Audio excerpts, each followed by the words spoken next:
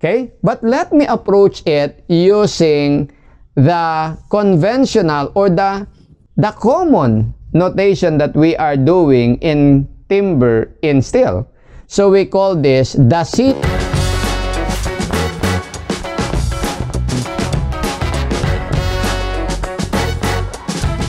With the entry of COVID, all schools and review centers were forced to stop their physical operation. All shifted to online. Different centers use different advertising tricks and gimmicks that cause more confusion in the minds of reviewees and students rather than help them. But in order to give you clear idea on what you will actually experience in our online review, we created this channel so that you will see, know, and experience firsthand how we do it online. But before we begin our discussion today, please don't forget to visit, like our FB page, Padilla Review Center. The link is found below. Please also subscribe in our YouTube channel. Please don't forget to click the notification bell. Choose all so that you will always be updated and notified regarding all our posts. Also, please don't hesitate, and we will appreciate it if you will like every post that we will make. This is for all of you who are reviewing and students of math, science, and engineering, most especially civil engineering. So if you have problems or questions or topics that you want us to discuss, just send it to us through our contact numbers below. So let's begin.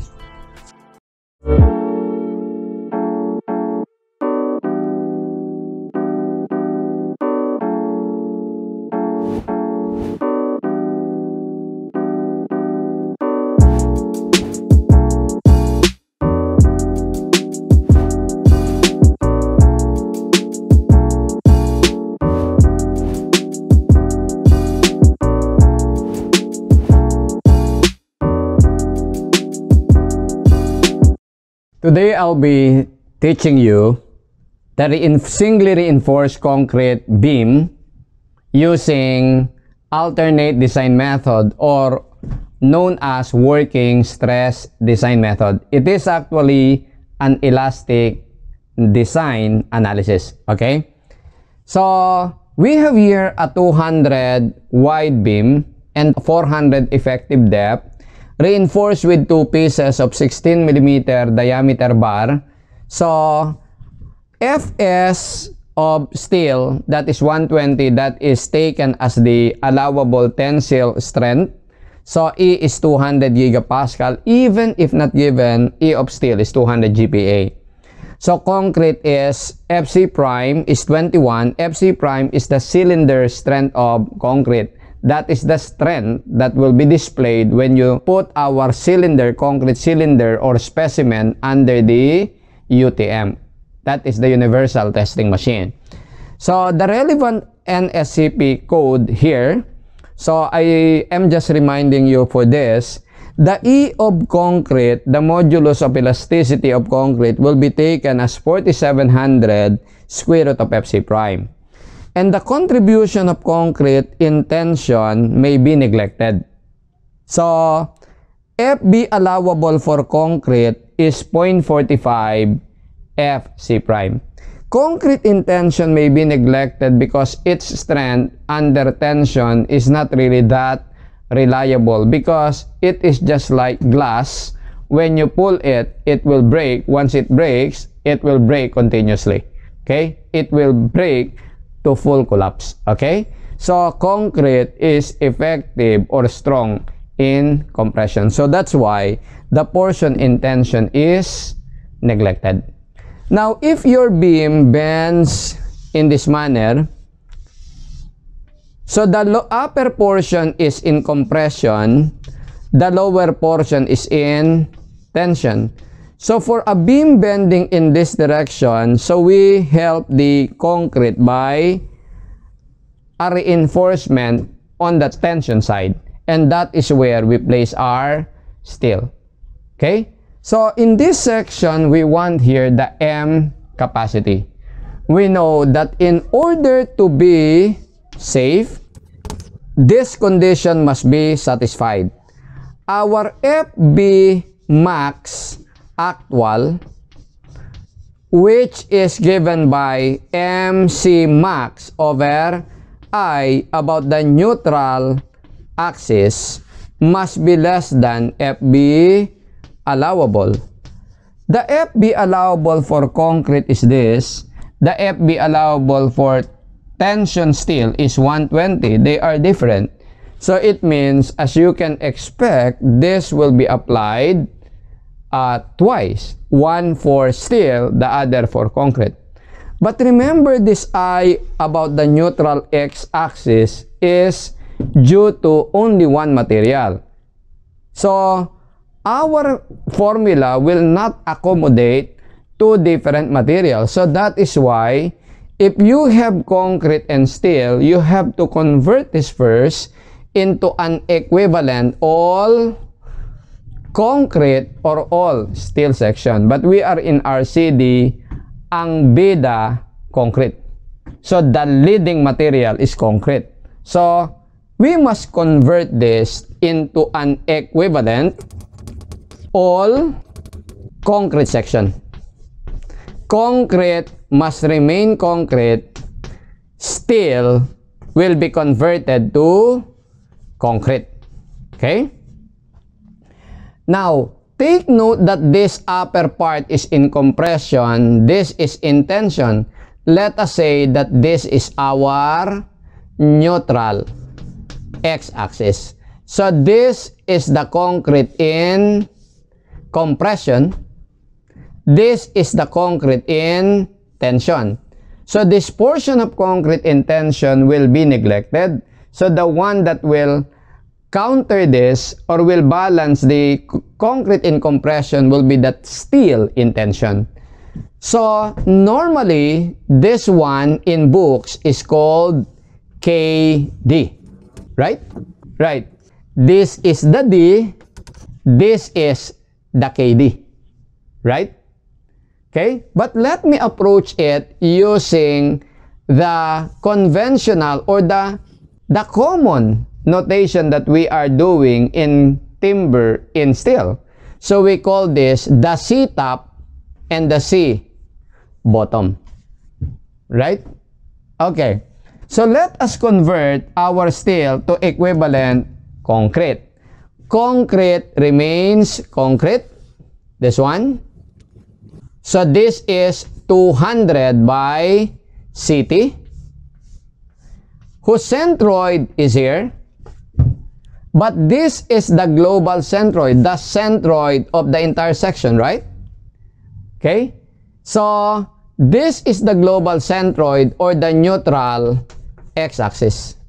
But the steel must be converted into concrete. And what is the equivalent concrete? Bigger or smaller? Same example.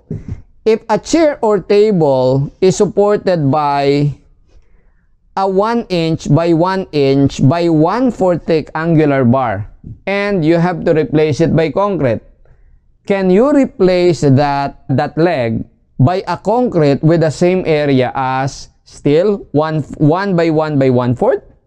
No, it must be a bigger concrete, right?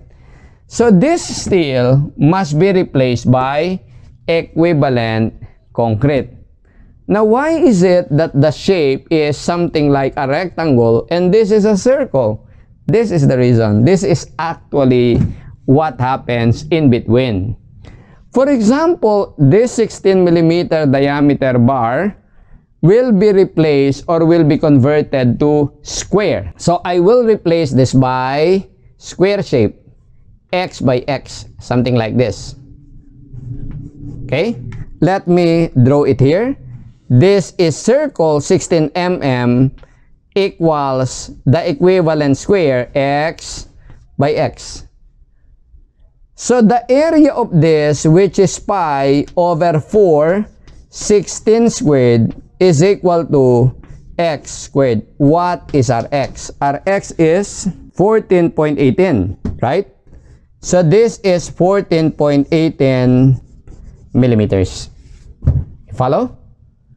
Now, so your AS is equal to 2 times area of 16mm bars pi over 4 times 16 squared. Or this is also 2 times x squared, right? And this is going to be equal to 128 of pi. So this is your AS. If you convert that into steel or to equivalent concrete, isn't it the replacement will be something like this?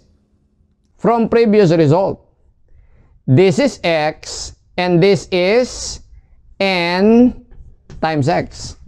The width, but there are two of them, so it is n times 2x. X plus x, 2x times n. Right? This is it. The area of concrete prime, this is area of concrete, which is 200 by CT. Correct? While this one is area of concrete prime, which is area of steel from small to big area N. And the allowable stress FB prime will be, if this is multiplied by N, then this must be divided by N. It is Fs over N. You get it? And what is this area? AC prime is N AS. But what is N? Rn is equal to E of the stronger material over E of the weaker material. The E of the stronger material is that of steel, that is 200 gigapascal or 200,000 megapascal. Over E of concrete, that is 4,700 square root of FC prime, according to American Concrete Institute, which is the prevailing code imposed in the NSCP. So this is 4,700 square root of FC prime. Our FC prime is 21. And computing this will be 9.286. I will just store this in my calculator, shift store F. So this is in the F of my calculator, alpha F. Okay? Alright. So therefore we say that AC prime is going to be N, which is F in my calculator, multiplied by AS, 128 pi. Let me store 128 pi in my calculator. 128 times shift pi equals shift store A. So I store this in memory A of my calculator. So multiplied by N, so times alpha F. So it is 9.286 times 128 pi is equal to 3734.07 mm squared. This is our AC prime. Let me store this in alpha C for concrete, no? Shift store C. Okay? So I store this to memory C of my calculator. Okay? So this one is stored in memory F of my calculator. I store this so that my answer will be as close to exact as possible. Okay? So as you can see, AC prime is also X times N times 2X, right? Right? Look here. So our AC prime is equal to X times N times 2X. Or this is simply N times 2X squared. But x squared, isn't it, is area of 1 bar times 2. This is area of 2 bars. This is actually n times AS, right? That's basically the equation. But look here. If I will remove 1x here, like this, n times 2x is the width, right? It is basically b times n, correct? Let me compute that. N times 2x is equal to 9.286 times 2 times x. Our x is 14.18. And this is equal to 263.35. So this is 263.35. Okay? I am ready. The reason why I am solving all of this is just for the computation of I. So, we are ready to compute the I about the neutral x-axis. But we still have a problem finding the location of the neutral x-axis. Take note that this is the entire equivalent all concrete section. And the centroid, because this is the neutral axis, this is the centroid G. I call neutral x-axis also in computer programs as the global x. The x-axis about G. So how do we locate our centroid? What theorem? Varignon's. So applying Varignon's theorem, finding our G, the location of this, defined by CT or KD. But I will be using CT. Okay? So, applying Varignon's theorem, the moment of the whole equals sum of the moments of the parts. The total area is equal to area of concrete plus area of concrete prime, right? If you multiply this by C about the top, you will have to multiply this by their respective C top, CT prime and CT of concrete, right? The total area, let me compute that. So substituting the value 80 is area of concrete 200 CT plus area of steel converted to concrete NAS. But what is that? That is 3734.07 times CT. The moment arm of the total area about the top. That is from G, its centroid, to the top, that is CT. Is equal to the area of concrete, which is 200 CT. Correct? Take note that I am applying Varignon's theorem with this top as the reference axis. I am using this as my reference axis. So it would be 200 CT, the area, times the distance of its centroid from the top, from here to here, centroid from the reference axis, CT over 2. Right? Plus the moment of this area, that is AC prime, which is this one, 3734.07 multiplied by its moment arm. Its moment arm is CT plus CB. That is 400. You follow? So as you can see, the equation that you will get will be a quadratic equation. CT times CT, that is CT squared. You get it? You follow? Okay? Now, however, This is not what you are seeing in textbooks and review books. Okay? Except perhaps in my book, when I present the concept or the theorem for you to understand, just like what I'm doing right now. But Varignon's theorem is not limited to the top being the reference axis. Any axis will do. And the best axis for this application is the neutral axis.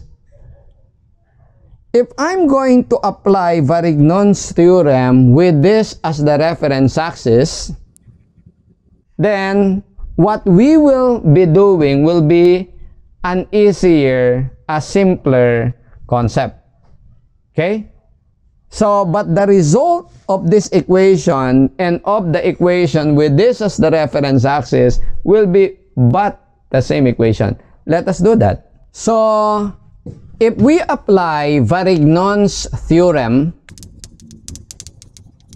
using the neutral x-axis as reference axis, so what we will be having is the total area times the distance of its centroid about the neutral axis, which is at the centroid. So this would be 0.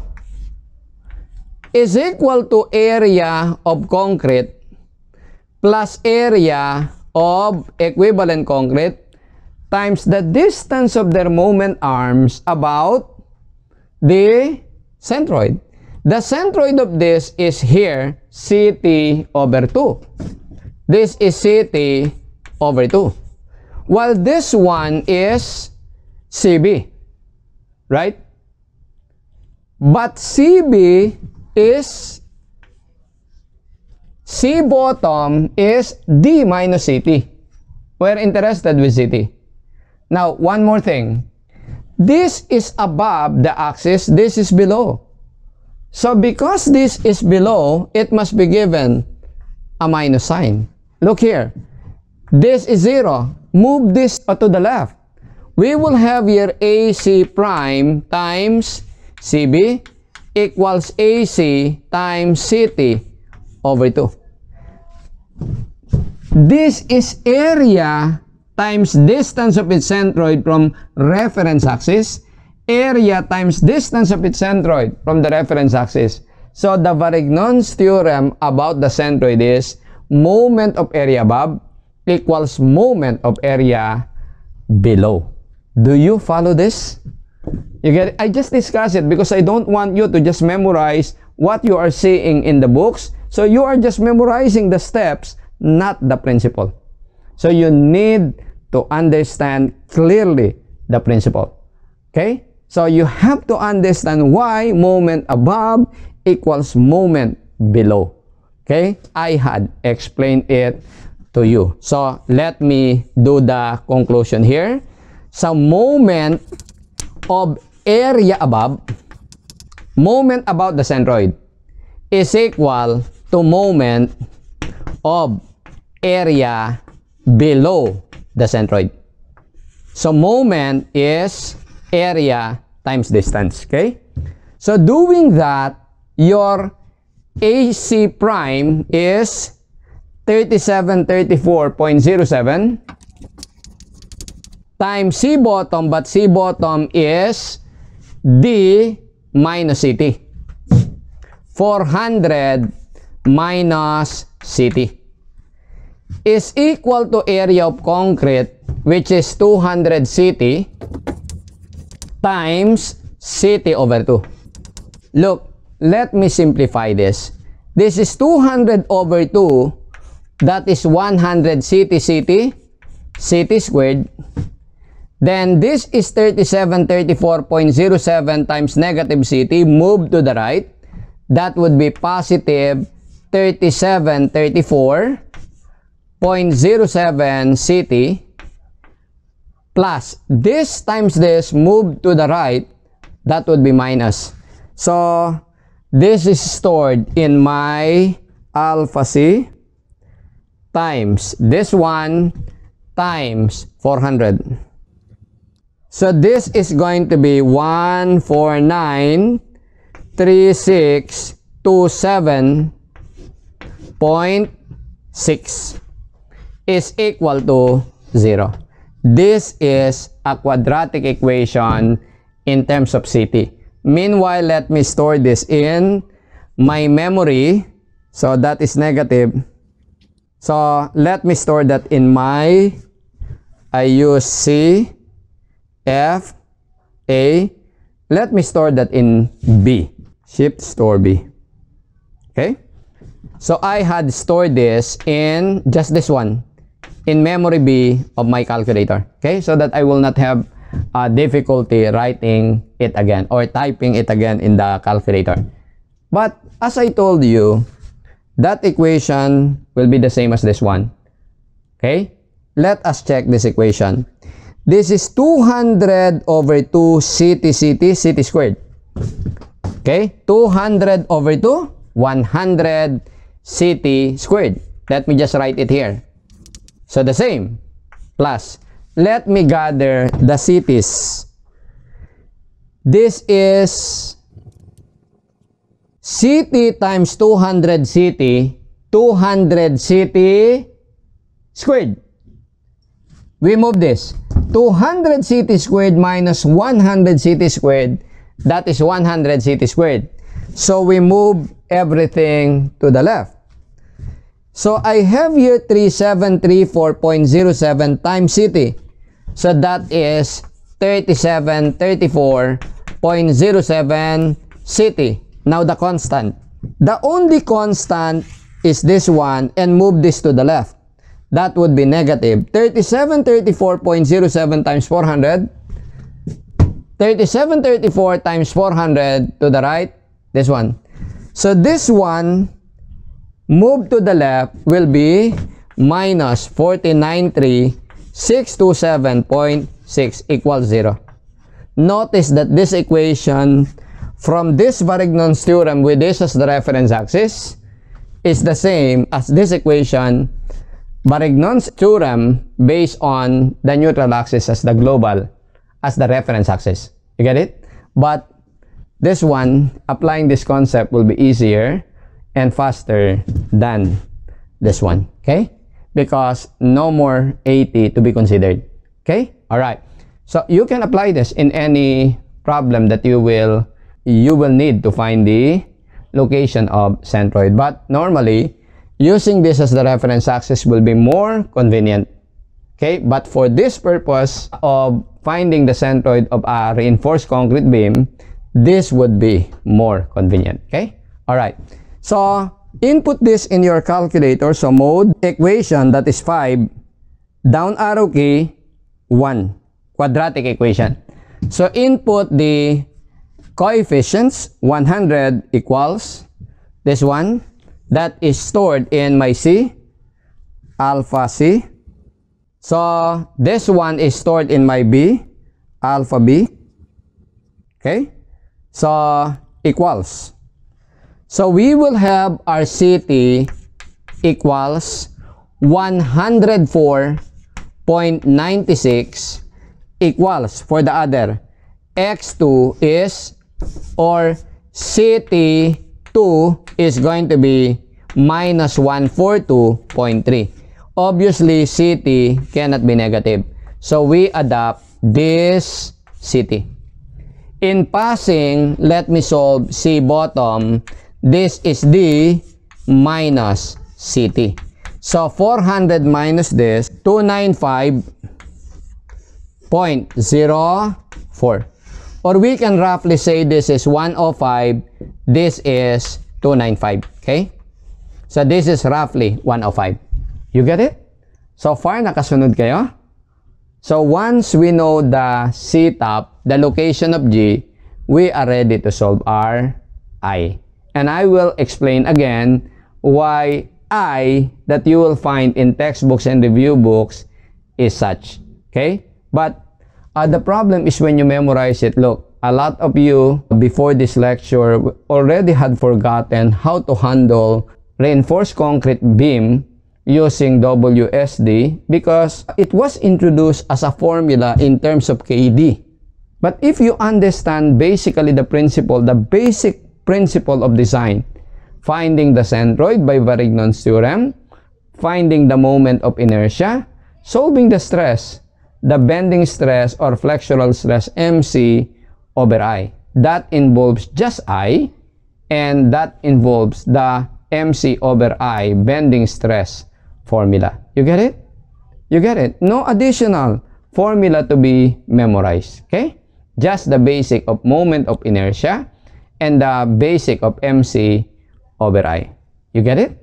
So let us reflect the value of CT, which we shall round off to 105. I will just be rounding it off because it is practically 105, no? So just 0.04 and it's 105. So I will be just using 105 for CT, and for C bottom it's 295. Okay? So we are now to solve our moment of inertia about the x-axis. So we are now ready to solve the moment of inertia about the neutral axis. Remember that the centroid of this concrete is here, which is at CT over 2, while the centroid of this still transformed to concrete is here at the middle. And its distance from the centroid, the global centroid G, is CB. Now, the contribution of this portion to I and A, x, is equal to 112 base height cube. The base is 200, the height is 105. So, 200 times 105 cube. But the local centroid doesn't coincide with the global centroid, so we need to transfer it from here to here. This is 105 over 2, so the transfer distance is 52.5. So plus area distance squared. So the area of concrete is 200 by 105, right? Area distance squared, which is 52.5 squared. Okay? Now, I want you to understand one thing about this formula. I local plus area distance squared. Let me explain what you are seeing in some books or in most of the books. This is it. If I have a rectangle and the centroid is here, this is the height, this is the base. This is its centroid and this is another axis. Let me call this the NA axis or the base axis, and this is its local centroid, LG. So its moment of inertia about LG is 112 base height cube, right? And you transfer it to the base plus area distance squared. Look here. So yung I natin, I of the rectangle about the base is equal to 112 base height cube plus area. What's the area? Base times height times distance squared. The transfer distance from local to base is h over 2. Area distance squared. So notice that this is BH cube, this is BH, h squared, BH cube. 112 plus 1 half squared is 1/4. 112 plus 1/4 is 1/3. No? 112 divided by 1 plus 1/4 is 1/3. So that is why the I of a rectangle about its base is 1/3 base height cube. Okay? But although you do not know this, just going for the basic, you can still have this. You compare it here. Comparing it, 112, 1/3 of base height cube for this rectangle. So, 1/3 of base 200 height. Our height is 105 cube. And this is 77.175 exponent 6. So, let us compare the value of this. The value of this is 112. Let us compute. So, it is the same as 77.175 times 10 to the 6. You follow? So, if you are comfortable with this one, 1/3 base height cube, you can right away apply this for this application because the base of the rectangle is where the global centroid, the overall centroid is located. So this may be a convenient formula, but it's another formula. But the basic always is 112 base height cube. It's about the centroid of rectangle. Then plus area, distance squared, it will yield the same result. Okay? Alright. So, plus the contribution of this to the moment of inertia is 112. That is also a rectangle. 112 base. What is the base? The base is n times b. The b is x plus x, 2x. N times 2x, we had that in our previous computation as 263.35. So this is 263.35 multiplied by x cube. Okay? Our x is equal to 14.18, right? So this is 14.18. So, the moment of inertia is 112 of the base, 263.35 times height cube, and your x from our previous computation is 14.18. So, times 14.18 squared or cube. 112 base height cube. Plus, we need to transfer it from the local centroid to the global centroid. So, the transfer distance from here to here is CB, 295. So, plus area, the area AS, okay, which is transformed to this, we know that our AC prime, which is NAS, from our previous computation is 34.07, right? So, plus area distance squared, the area is 34.07 multiplied by distance squared. The transfer distance is 295. 295 squared. Let me explain one more thing to explain what you are seeing in books. Calculate this quantity. The I local of the transformed steel to concrete, and compare it with the value of this. Look here. This quantity, so computing this, you'll get 62,572. Or in terms of exponent 6, that is 0.06 times 10 to the 6. I move the decimal point 6 places to the left so that it will be expressed in terms of times 10 to the 6. And computing this one, this is in terms of times 10 to the 6, this would be 324.96 times 10 to the 6. Look here. What can you say about this value compared to this? It's negligible, right?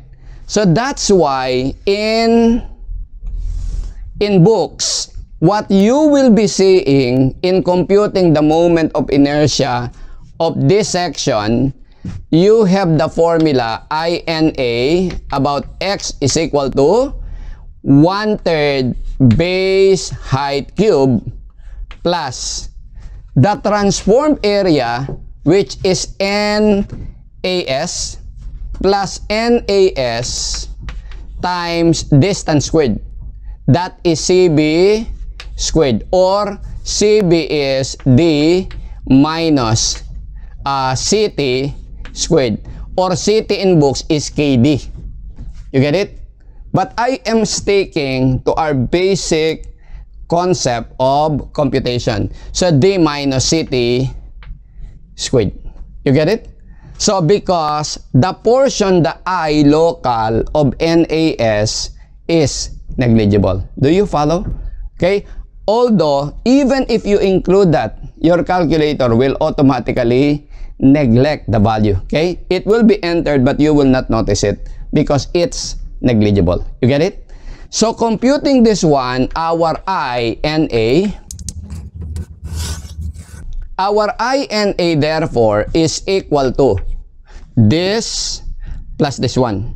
So, it is 402.132 exponent 6 millimeter to the fourth. This is our I about the neutral axis. Okay? Now, we are ready now to solve our moment capacity. Considering concrete, in order for concrete to be safe, in order to be safe in flexure, the maximum stress in concrete is MC over I about the neutral axis. So from the neutral x-axis to the extreme concrete in compression, it's CT. So this must be CT. It must be less than or equal to FB allowable of concrete, which is according to ACI 0.45 FC prime. We are in WSD, not USD, huh? So, the elastic bending capacity of concrete is taken as 0.45 FC prime. So, substituting M times C top, which is 105, over I about the neutral axis, which is 402, 1.132 times 10 to the 6 must be less than or equal to 0.45 FC prime is 21. So therefore, to be safe, the moment must be less than or equal to 36.2 kilonewton meter or 10 to the 6 Newton millimeters. Now, on the other hand, if we will consider steel, that is transformed to concrete. Our maximum actual stress, which is MC over I about the neutral x-axis, must be less than the allowable. The allowable of this, as given in the problem, is Fs, but we transform it, it becomes Fs over N, right? Right? Okay. So, your M, C farthest from the neutral axis to this, it's practically C bottom, 295. Okay? So, if you want to add the 7 millimeters, it's still okay. Huh? Okay. But normally, we just approximate it as C bottom. So, over I about the neutral axis, that is 402.132 exponent 6 is equal to Fs is given as 120 in the problem over N. Rn is 9.286. So therefore, considering the steel, the moment must be less than or equal to 17.6 kilonewton meter. So the capacity of steel in this section is smaller than this. So therefore, the capacity of the section, the moment capacity of the section is the lower capacity. So it is 17.6. Why 17.6 and not 36? Simply because of this. For this not to fail, no material should fail. You get it? They act as a team, they act compositely. In a team, if one fails, everybody, the team fails. One player cannot succeed alone, right? Okay, so in here, the moment capacity is 17.6. Why? Because if it exceeds 17.6, it exceeds the capacity of steel. So meaning, steel will fail. When steel fails, the entire section fails. So as if concrete fails, the entire section fails. In a team, in a composite section which acts as a team, no element must fail. If one fails, the entire section fails. You follow? So I hope with our series in RCD, you are learning a lot from us or from me, and you are learning the principles, fundamentals of RCD without focusing much on new formulas. So I am inviting you to enroll in our RCD program. It is composed of RCD1 and RCD2. So the program is composed of at least 15 modules each. Each module is equivalent to 4 hours of physical teaching. So meaning if there are 30 modules for total for RCD1 and RCD2, that is equivalent to 30 times 4 hours, 120 teaching hours physically, or in classroom, it is classroom hours. In classroom, there are lots of wasted time, right? Copying, erasing, if there is an error in computation, repeating it. So it means it's more than that. So assuming you are hiring a tutor for 600 per hour, 600 times 120, that would be 72,000. But in our program, you will be paying only 1,000 for RCD1, 1,000 for RCD2. So that is only 2,000 instead of 72,000, a savings of 70,000. Wow, right?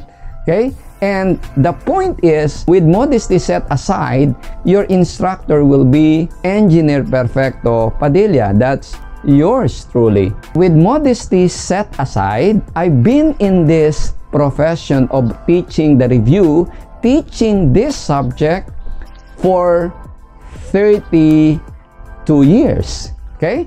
So, you combine all those years of experience, that is what you are getting by attending, enrolling, subscribing to our RCD program. And there is more to it because this is our introductory program. You will be getting 50% discount if you enroll in both of the programs. Meaning, instead of paying 2,000 for the two programs, RCD1 and RCD2, you will be paying only 1,000. And you can take advantage of it while the discount, the promo is on board, meaning effective. So what are you waiting now? Enroll now. So in order to enroll, click the button below, Padilla Review Center Enroll, then click it and you will be guided by our website. So if you have any other more question, our numbers are down in the link below. So just text us, just call us so that we can accommodate whatever question or inquiry you may have. So see you.